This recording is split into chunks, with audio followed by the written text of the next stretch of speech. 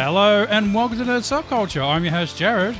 And I'm Edwina. And if you're listening to this is our Once More We're Feeling series on Buffy the Vampire Slayer. Today, Eddie, we're doing Season 6, Episode 8, Tabula Rasa. This episode first aired November 13th, 2001, written by Rebecca Krishna and directed by David Grossman. Over to you, Edwina. This is a full spoiler podcast. I'm a huge fan, but Jared has never watched the series all the way through, and I'm trying to convince him it's worth his time. This episode, Eddie, another light-hearted one, I guess. I think it's deceptive to say that this is a light-hearted episode. Really? Yes. It has a lot of comedy elements in it, but the ending is devastating. Yeah. Well, I was leading up to that as the previous episode. Everyone was leaving, and everyone was about to leave, it seemed like, but then they were just held up by this a spell goes awry episode. Yes, well, exactly. How do you follow up one of the most groundbreaking and influential episodes of TV? There was also months and months of preparation that went into Once More with Feeling. Because they had definitely. to do, whole choreography. They had to do dancing lessons and singing lessons and learning choreography, and so there was a lot of prep work into that. So how do you follow it up? Well, you follow it up with another spell goes awry mixed with the memory loss trope. Yeah. And what you end up with is an episode that uses humor and chaos to explore profound themes of identity, trust, and consequences. This episode, it's a really good episode. And yeah, it does go from being extremely funny and lighthearted to absolutely devastating. Yeah, the whole trying to get the memories back, and then when they get the memories back, everyone's all miserable. It's like, oh, shit. Everyone seemed so happy before. Yes. When they're a blank slate and they don't know each other. And look, the old memory loss trope is, it's a tried and true sci-fi trope, a stable used in many, many shows over the years. Yeah, and it's always that thing you kind of wonder, well, how does it actually work? Because the characters say, oh, you sound British. It's like, well, how do you know even what British is or means? So it's like they don't remember anything about themselves, but they know about the world. Yeah, exactly. Yeah. So they haven't forgotten how to go to toilet. Yeah, it's like they haven't forgotten how to walk and talk and, everything else in life, even to think of ID, having identification, driver's license, you remember that, but you don't remember yourself. So it's pretty much they just have no memory of themselves. Or they have no memory of their identity or the people around them, but they know about the world. They'll know what coffee tastes like. They know what a magic shop is. Yeah, exactly. Well, even funny, Giles' skepticism of magic. Oh, magic, that's a load of bullshit. That kind of shows that there's still this very logical part of him. Giles has always been the very logical Giles. Yeah.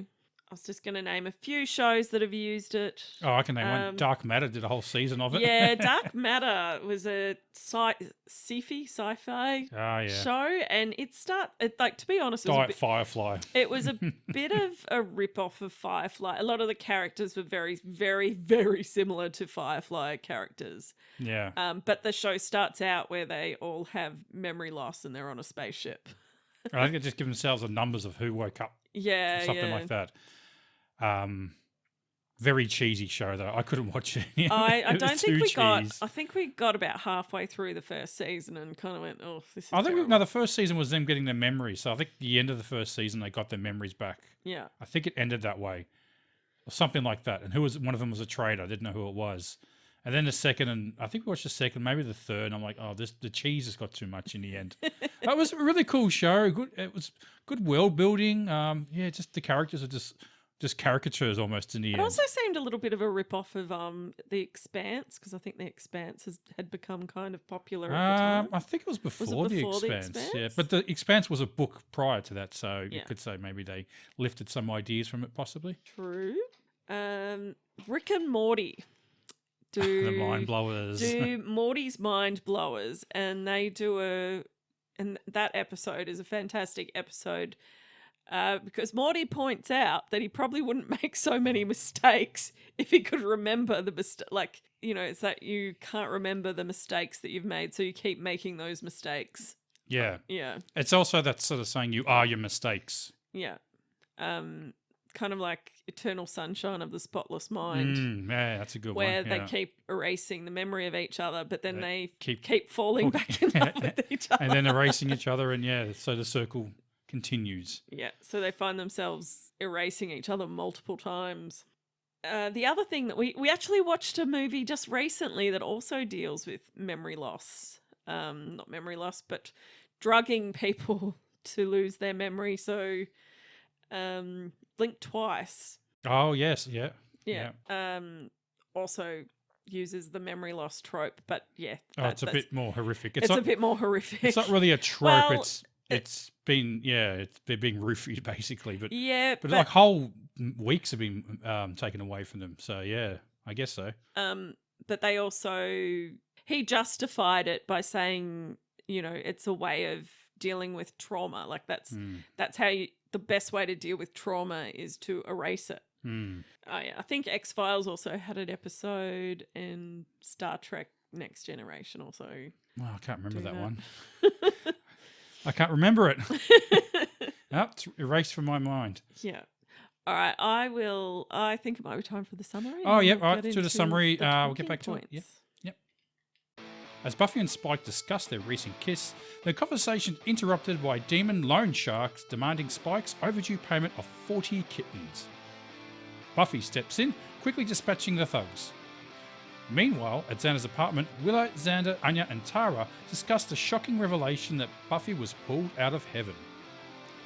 Willow proposes a spell to help Buffy forget her resurrection, but Tara reacts with anger, confronting Willow about her excessive and reckless use of magic, including the previous forgetting spell Willow had secretly cast on her. Desperate not to lose Tara, Willow promises she can go a week without using magic. Yeah, sure. The next day, Willow pretends to be running late so that Tara and Dawn leave for the magic shop without her. The moment they're gone, Willow uses magic to dress herself quickly and begins preparing another spell by the fireplace, intending to erase the emotional damage her previous spells caused. In her haste, she accidentally leaves a bag of leaves Brumble too close to the fire.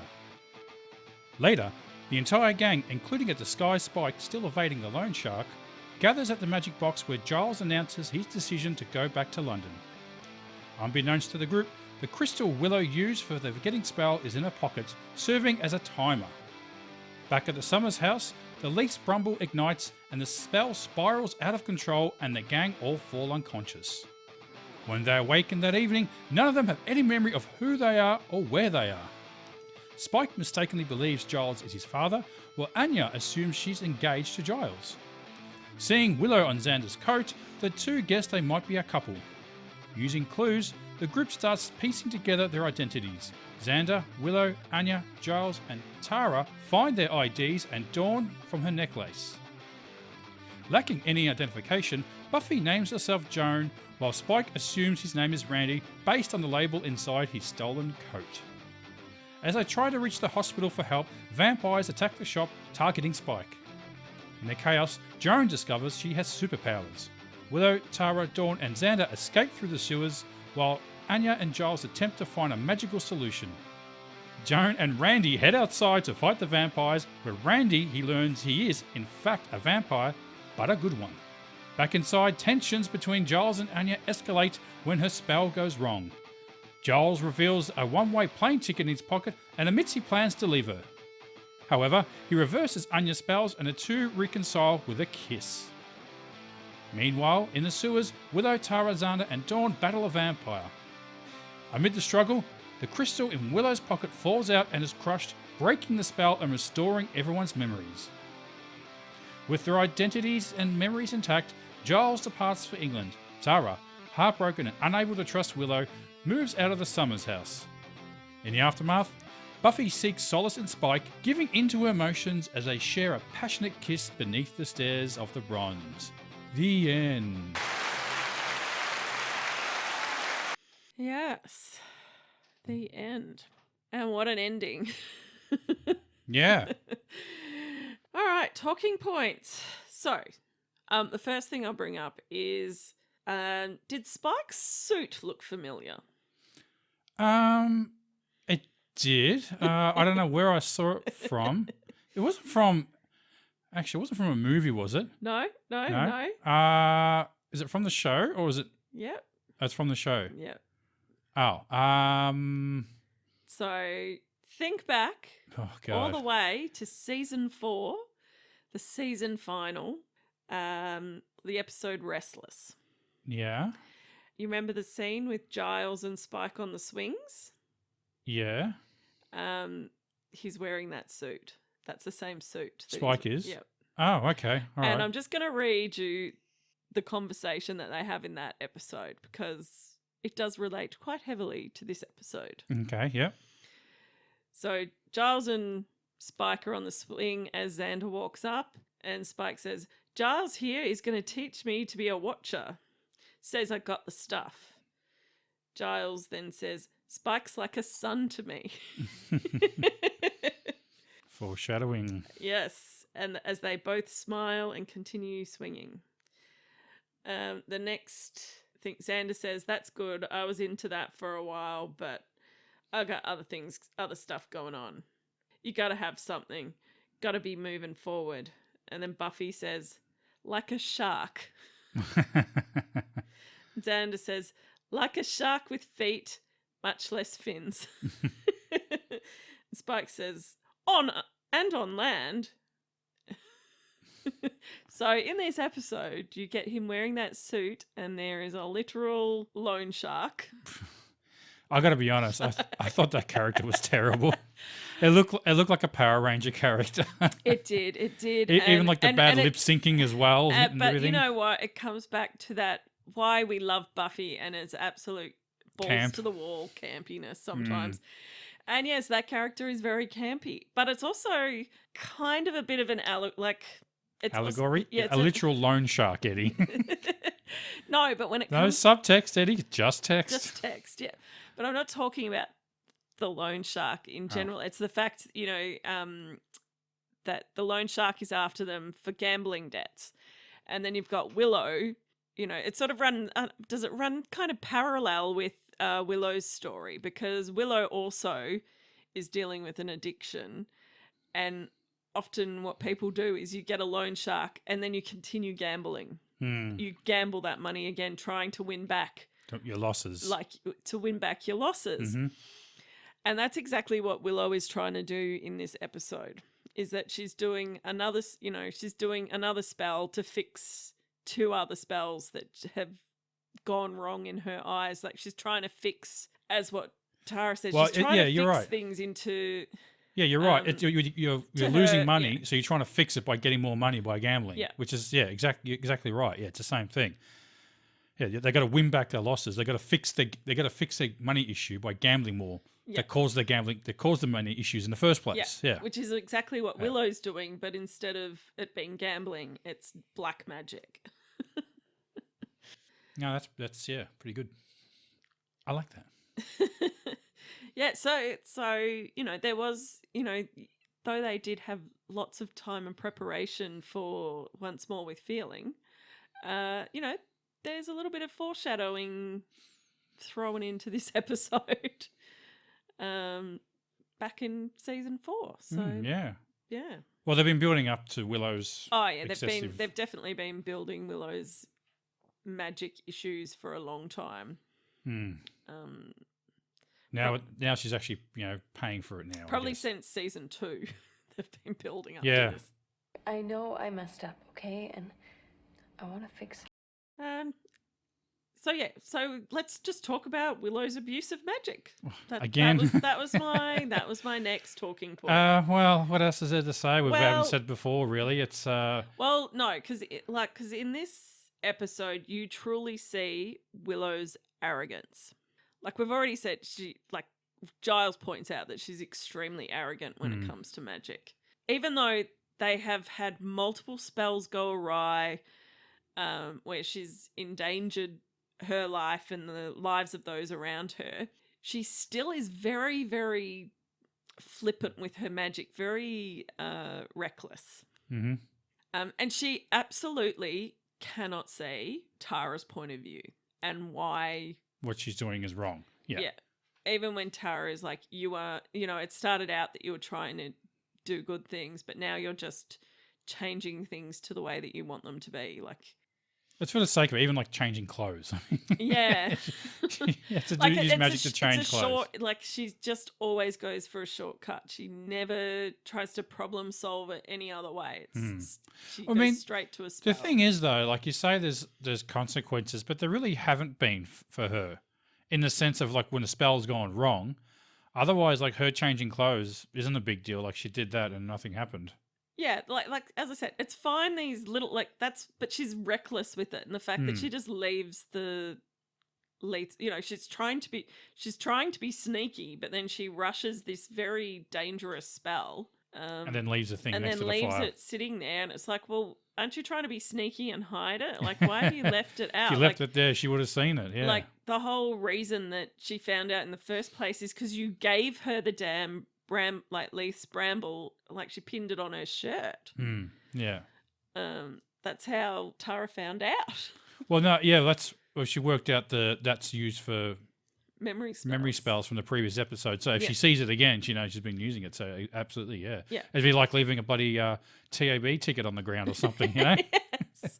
But she's fully left the evidence there. But I guess she's like, well, if I've erased this fight and that she's not going to know what that is. But I'm like, she can still pick it up, and she's not stupid. She's already onto the fact that you are abusing magic. It's already an issue for her. You can't erase that. No. And then she tries to erase it. But then the old, oh baby, I can change. I can go a week. Yes. What do you call it? The denial. pledge? It's like the denial and the full denial that there is a problem. And it's so easy. It's not even a problem. I can go a week without doing it. I can stop if I wanted to. Yeah, I can stop. I can stop whenever I want. I can stop whenever I want. I'll stop for a week. Not a big deal. I've heard every single smoker say that. I'll stop for a week. No worries. And I can stop whenever I want to. And then 2 hours later, outside. Smokers are jokers. Smokers are jokers. But yeah, and she really, really does not take Tara's feelings into consideration one little bit. She doesn't even really take her seriously either. Not at all. And I still think to the previous episode where she said, oh, I can zap everyone to another dimension for a second. Yeah. Yeah. It's out of control now. Yeah. And considering that... No more spells. Giles leaving was going to be my next talking point, because it feels like the adult has left the building at this point. So the kids are already spiraling, and he's just decided to... The 30-year-old kids have got to look after themselves now. I know. They're not 30. They're still, teenagers pretty much, 19, 20. But it's sort of like the only adult is leaving the situation. And it still doesn't make any sense to me. I said it last week and saying it now, but I found out why. It's because the actor actually had to leave. And he had 2 little kids. Yeah. And he wanted to be home with his kids. Yeah. So it was a decision from Anthony Stewart Head to leave. So that actually makes sense now, knowing that, because it doesn't make sense in the show why he's leaving. I know he keeps saying that he needs to let them grow, but it's such nonsense that I don't get that. Willow needs some bloody supervision, and helping Buffy is not the worst thing in the world. And Buffy is obviously suffering from depression and just abandoning her. Considering her mum's dead and her dad has already abandoned, she already has abandonment issues with Riley, Angel, her dad, all bailing on her. Yeah, exactly. I wonder how this is going to go. She goes straight into the arms of toxic Spike. Of course, yep. That's all on you, Giles. That's all on you. Straight into his arms. Yeah. Yeah. Lost one English guy. Yes. Welcome to the Nancy Club. Yeah, the Nancy Boy tribe. Welcome to the Nancy tribe. So I wanted to mention how the episode starts with Spike wanting to talk to Buffy about what happened last week or last night. Well, yeah. So And not she not doesn't- much not much time has passed. So it's like probably the next couple of day. days. We'll say the next day, all right? And she's in complete denial of that. Oh, no, it never happened. It was nothing. It was a spell. It was the Just a musical spell, you know, it spells. didn't really happen. It wasn't real. Complete mean denial of that. Is that anything. like a girl thing not to talk about it, like to to be in denial of it? Like Oh, ashamed of herself? She's very ashamed of herself because Yeah. she, at this point, she's quite disgusted by The fact that she's attracted to him. Yeah. Guess who'll be pumping who For for information? Yes. That kind of sucks for him, you know. I kill your kind. And I bite yours. So how come I don't want to bite you? And why am I fighting other vampires? I must be a noble vampire. A good guy. On a mission of redemption. I help the hopeless. I'm a vampire with a soul. I was going to talk about how this episode also explores who these characters are at their core, because with their minds wiped, you know, who are you really? Ask myself that same question my whole life, Eddie. I still don't know the answer. Yeah. But you get Buffy kind of taking joy in slaying again. Like she hasn't taken joy, like she very rarely takes joy in slaying. Don't we all had our job? Yes. And you know, she does have the world on, you know, the weight of the world on her shoulders. But yeah, it's like, you know, she discovers that she has this power and she's like, this is awesome. You know, she's like, yeah, this is fantastic. You know, Spike is also still very observant. We've always said this about him. He can read people really well. Like he straight away picks up Giles's car. Giles would A have red car, midlife crisis card in shape of a penis. yeah. What is it? Red sport, or is it shiny? Shiny red. Shaped like a penis. Yeah. And he also isn't evil. Like he doesn't That's true. revert Yeah, I to hadn't noticed that. those vampire urges to go around killing and being evil. You have to remember, Spike doesn't have a soul. He's just been conditioned to not bite humans. Yeah. So maybe that's like just kind of changed his personality a bit, maybe, maybe, yes. where he doesn't take Yeah. pleasure in killing people anymore. So it's like a Well, he reflex. can- I mean, yeah. you think maybe that he would sort of revert to that sort of just a demonic sort of demon that's just been raised from the grave, Yeah. but he doesn't. So yeah, so maybe there's like still some remnants of you in there. I mean, every character seemed to be themselves in some way. Yeah. I feel like there was something of them in, like, with Giles, is sort of, as you said before, you're dismissive of magic, but that seemed to be his Logic thinking coming in, but it was wrong. But that was sort of something of his personality that sort yeah. of And was like sort of there. Anya, you know, Anya's still scared of bunnies, you know, she still wants to stay to protect the cash register. Yeah, the money. You know, she also has, like, even though she's not 100%, she can't remember the relationship, but she doesn't want to lose it. yes, which is something yeah. bleeding through, I think, maybe. So that's what you're Yes. sort of getting.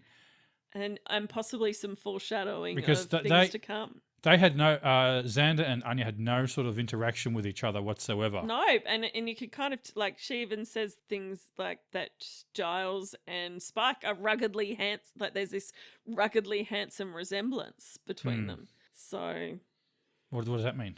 or that she was perhaps more, Oh, I didn't notice Xander, he's saying. yeah, she okay, wasn't yeah. instantly attracted to Xander. Yeah. She was more attracted to Spike and Giles. I know. And talk about sharing passionate kisses. Yes, Giles and Anya kiss, and I think they only get away with it being Anya because Anya used to be 1,000-year-old Yes. demon. Well, technically, she is 1,000 years old, I suppose you could Yeah. say. So, yeah, she's a cradle snatcher, I guess. But there's no issue. But if they had have put, like, say, Tara or Willow. Willow, Yeah. it would have been a different story. Yeah, and Anya being a little older than the others, I think, in general. No, she's the same age as them. She's not older. I think she's older. Yeah, well, she looks older than the rest of them, though. I think the actress is older than the rest, is she not? No, they're all kind of this. Yeah. Sort of this. Yeah, the same age. Okay. Yeah, and the fact that Willow realizes that she thinks she's kind of gay. That's something she said before. That's Exactly what you said. That's what she said about her doppelganger, vampire. yeah. Her vampire self. I think I'm gay. I think I'm kind of gay. So there's something that bleeds through. And there was a moment with her and Yeah. Tara when they first said, "Oh, we must go to school together," and I'm like, "Oh, Might yeah, be study buddies. yeah." Yes. They had a bit of a moment there. Yeah. And there's sort of that moment when they're in the sewers and she kind of falls on her. Yeah, and they Just lay on top of each other for a yeah. good 10 minutes. You guys still down there? Get up! Yeah, and that scene is actually such a good scene because they don't talk. No one talks in that scene except for Xander doing like an awkward laugh. Oh, when you remembered King Ralph.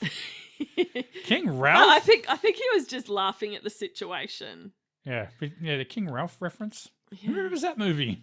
Yeah, and them all just realizing that it was Willow the whole time that put them in danger. Yeah. And like Willow doesn't try to bargain her way out of it. She's got nothing. She's She got can- absolutely nothing nothing. to say. She's like, oops. I fucked up I real fucked bad. up. Yeah. But King Ralph. You remember that movie King Ralph? Yeah, I remember King Ralph. That's So- where all the royal family die. Yeah, and And they find out John Goodman yeah, is a he's the distant only relative or something. distant relative that's still left alive. Yeah. Yeah. I remember that movie was where they're playing cricket. Never tried teaching American cricket, all right? They're not going to get it. And he gets up there and he puts his bat up like he's playing Jared. baseball. Jared, What? cricket, it's a game where you play it for 5 days straight and there can still be no winner. Yeah, okay. It's great. So in the movie, like he gets up and And he's like, you fall asleep every time you it's watch so it. comfortable. It's soothing. And he gets up and he goes to bat and he's like swinging like a baseball bat, like in the air. You're not allowed to do that. You can do that. Oh. Yeah, you can do that. You just get bowled out though. No, but he seems like he knows how to play it and smashes it over. He does like almost like a Babe Ruth thing, which he did play Babe Ruth. He like pointed where he was going to hit it, and swings it up. I mean, he could just bowl it out his legs and he'd be LBW. But, Mhm. Do you want LB leg before wicket? I know what LBW means. All right, no more cricket references. I do understand cricket. I Okay. do know how the scoring works. Oh, okay. Um, Well, maybe you can tell our listeners about cricket. no, I'm not going to talk about cricket because I do not like cricket. I love it. It is very, very boring. And you always have it on the TV.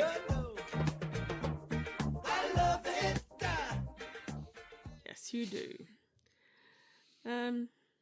Oh, so should we mention the name of the episode? Yes, Tabula Rasa. Tabula Rasa. What does it mean? Doesn't it mean like restart or something? Yeah, it's Latin. It's Latin for blank slate. Is a reference to the theory of individuals are born without built-in mental content, and therefore all knowledge comes from experience or perception. There you go. Exactly. You are the choices that you make. Hmm. And your mistakes. Yes, which are also choices. Yes, the choice. Also choices. Yes. Bad choices. Yeah. Which reminds me of a favorite quote from Mythbusters. Anyone who's never made any mistakes has never tried anything new. Yes. I like that one. Yeah. And so back at the bronze today, Eddie. Oh yes, we do. Yeah. We get the bronze. Yeah. We get the bronze and we get Michelle Branch Yes. with a Goodbye to you. very, very catchy song, Goodbye to You, which is a very, very good moment. Very, very so matches up with what's happening in the It's episode. a good choice of song. Yeah. And yeah. whenever you cannot hear this song without thinking of this scene. Have you heard of Michelle Branch? Yes. Yeah, I never heard of it before, but yeah, this song's got like 10 million views on. Yes. Yeah. Unlike some of the other songs I've tried to find before already, so you Yeah. know it's a relief that I could just Google that song and it's right there with a video clip. I might add. Yeah. It wasn't her most popular song. She had a few other songs that are a lot more Yeah. popular. I don't think I've ever heard of them. Maybe I have heard of them, but I honestly don't remember them. This song was on the soundtrack. Okay, yeah, I'd imagine it was. Yeah. The songs of Sunny. What is it? The radio sounds of Sunnydale. I So think just it all was. the bands that were in it. Yeah. Did they have? I've forgotten their name now from last week. Oh god, yes. Absolutely not. No? All right. No. That would have sucked. It was on there. Yeah. Well, I was going to say, did you go down any rabbit holes? No, not really. No. Okay. And had you seen this episode before? Yes, I have seen this episode. Yeah, and I really remember the scene where the characters are trying to work out who they are, and Giles thinking Spike's his son, even though they're only 8 years apart in difference. his first choice was they were brothers. Yeah. Which would probably be more fitting. Yeah. Okay. Yeah. And what was it? Sodding bollocks. Sodding bollocks. Blimey. Blimey. Oh God, I'm British too. Oh no. Did we want to get into question time? Yeah, okay, let's get into question time.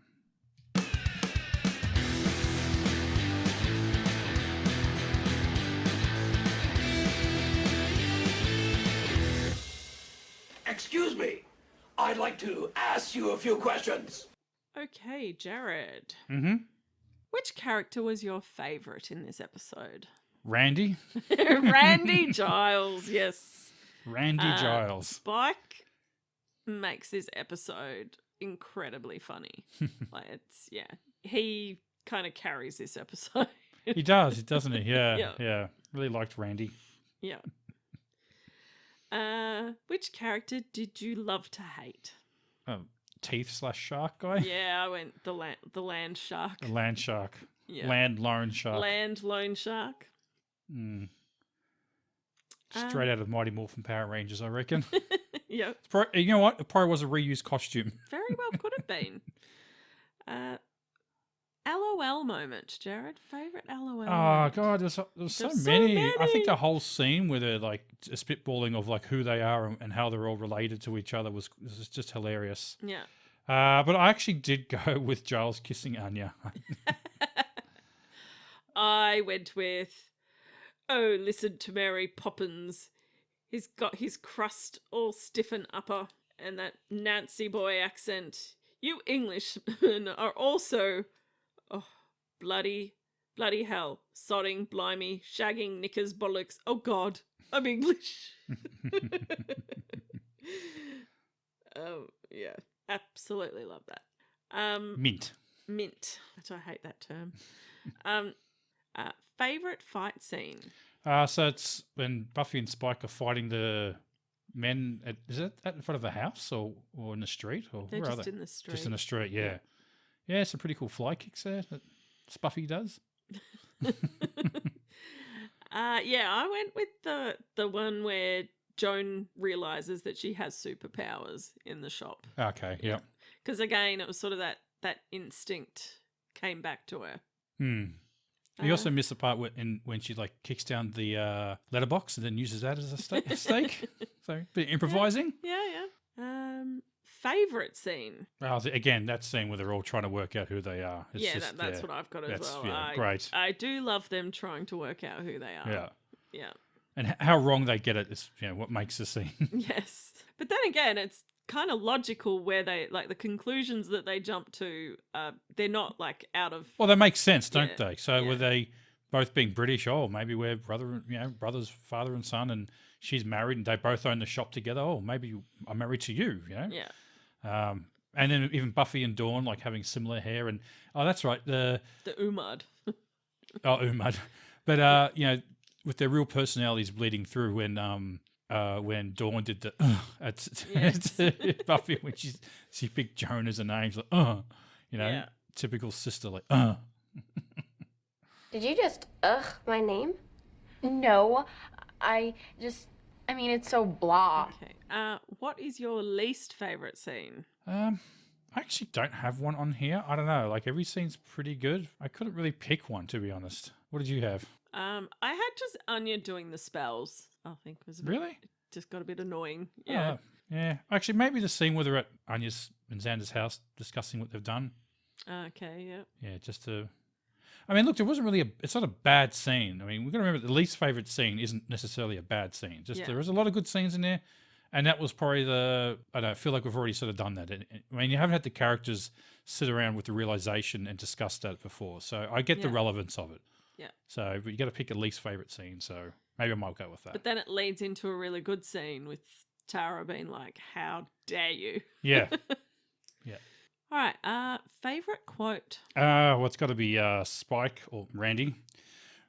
Randy Giles? Why not just call me Horny Giles or Desperate for a Shag Giles? I knew there was a reason why I hated you. Yeah. I've got, and again, it's a Randy quote. Randy, yeah. I must be a noble vampire, a good guy, on a mission of redemption. I help the helpless. I'm a vampire with a soul. Okay, that is the entire mission statement of Angel. And the fact that Buffy also goes, lame. Lame. She's right. It is lame. My other favourite quote that I have to put for an honourable mention, because there are so many damn good ones from Randy. Can't be here all night. It's Dad can drive. He's bound to have some classic midlife crisis transport. Something red, shiny, shaped like a penis. Not shaped like a penis. All right.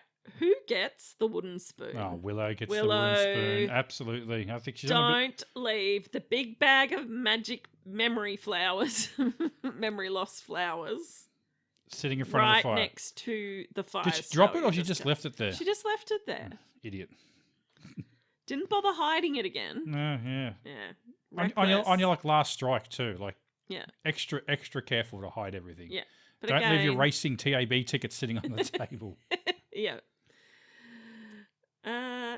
Who's the MVP of the episode? Well, I gave it to Xander. Yeah, because he steps on the crystal. Well, he inadvertently steps on it, and he does take on the vampire. And he does get his ass kicked a bit, but at least he tries. Yeah. And he ends up killing the vampire. Yeah. He steps the vampire. Yeah, so he saves Tara and Willow and Dawn. So yeah. Yep. Same. Yep. I guess very few times we give Xander an MVP. So yeah. Yeah, well, if you can't really give anyone an MVP in this episode. Well, it's the best he could do with inadvertently won it. He kind of breaks the spell. So yeah. What would have happened if Willow had have just they had have gone to the hospital and like how long and that crystal just sat in there pocket forever. Yeah. Like what would have been like a whole other series that started off until one day someone smashed the crystal and they have to reset everything again. Yeah. Wow, that'd be something. And Giles and Anya have had a baby. Oh dear. Yes. What do you rate the episode out of 10 using something from the episode? I gave it 8 IDs. 8 out of 10. I give it 10 out of 10 brown suits made with love for Randy. That's 10 out of 10s for you. No, I gave Once More with Feeling an 11. Oh, God, that's right. Okay, still 11. Didn't know that. All right. Okay, I think we've reached the end, Eddie. Is there anything else you wanted to put in? No, that's all. All right, want to wrap it up? Oh, actually, do we want to do a movie next week? Do a movie next week? I think we need to. All right. Let's get our... Yeah. You can pick it because I'm not putting my hand in that thing. Oh, okay. And... Ooh. Casino? Oh, that's very highbrow. I was actually watching something about that the other day. Oh, I'm actually kind of looking forward to that. Casino. I think that was one of your picks. Is it? Yeah. Great. Oh, I'm looking forward to that.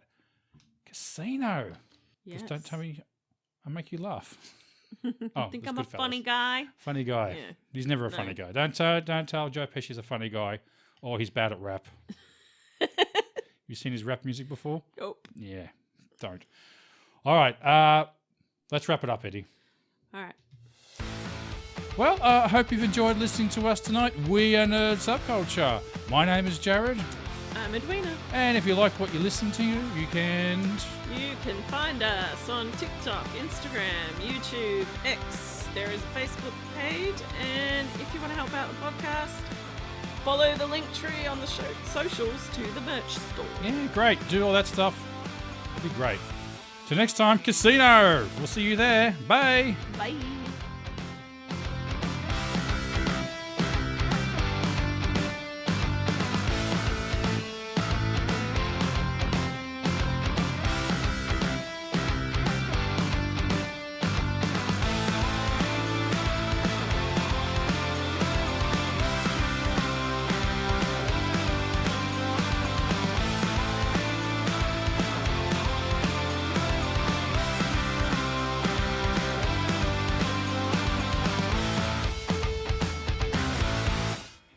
to the Nancy tribe.